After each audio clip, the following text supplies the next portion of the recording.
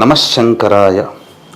సంక్రాంతి సందర్భంగా ప్రతి మానవుడు కూడా ఆచరించవలసినటువంటి దానములు, ముఖ్యంగా పెరుగు. అంటే పెరుగును చిలికితే, ఒక కుండలో పెరుగు పోసి చిలికితే వెన్న బాగా పైకి తేలుతుంది కదా, మజ్జిగలో చిలికితే ఆ వెన్న బాగా ఉన్నటువంటి కుండతో సహా బ్రాహ్మణుడికి, మరియు రాగి చెంబులో కానీ ఇత్తడి చెంబులో కానీ శుద్ధమైన కుండలో కానీ మంచినీరు వేసి జాజికాయ, జాపత్రి, యాలకులు, ఇలాచి, అలాగే కుంకుమ పువ్వు, పచ్చకర్పూరం వేసి బ్రాహ్మణులకి దానం చేయాలి.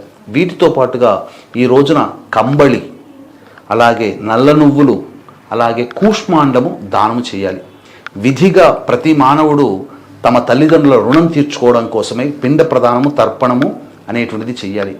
ఈ యొక్క కార్యక్రమాలు అవకాశం ఉండి చేసుకోలేకపోయినా, అవకాశం లేకపోయి ఎలాగో చేసుకోలేరు. కాబట్టి మీ తరపున మన పీఠం ఆధ్వర్యంలో సుప్రసిద్ధ మహిమాన్విత కాశీక్షేత్రంలో గంగా నదీ తీరములో బ్రాహ్మణుడి కర్తగా పెట్టి పిండ ప్రదానము, తర్పణాది కార్యక్రమాలు జరిపించడం జరుగుతుంది. జనవరి 15 సంక్రాంతి మరియు జనవరి 18 పుష్యమాసము అమావాస్య ఆదివారం కలిసి వచ్చిన రోజున, జనవరి 15 సంక్రాంతి రోజున, పుష్య అమావాస్య జనవరి 18 రోజున బ్రాహ్మణుని కర్తగా పెట్టి పిండ ప్రదానం, తర్పణాది కార్యక్రమాలు చేయించడం జరుగుతుంది. అలాగే సర్వదోష నివారణ పూజలు, హోమాలలో భాగంగా జనవరి 18 సాయంకాలం 7 గంటలకి ప్రత్యంగిర, పగలాముఖి, రాజశ్యామల, వారాహి, ధూమవతి, శనీశ్వర, మృత్యుంజయ, సుదర్శన హోమాది కార్యక్రమాలు జరిపించి శక్తిపాతం చేసినటువంటి కరుంగలి మాల ఇవ్వడం జరుగుతుంది.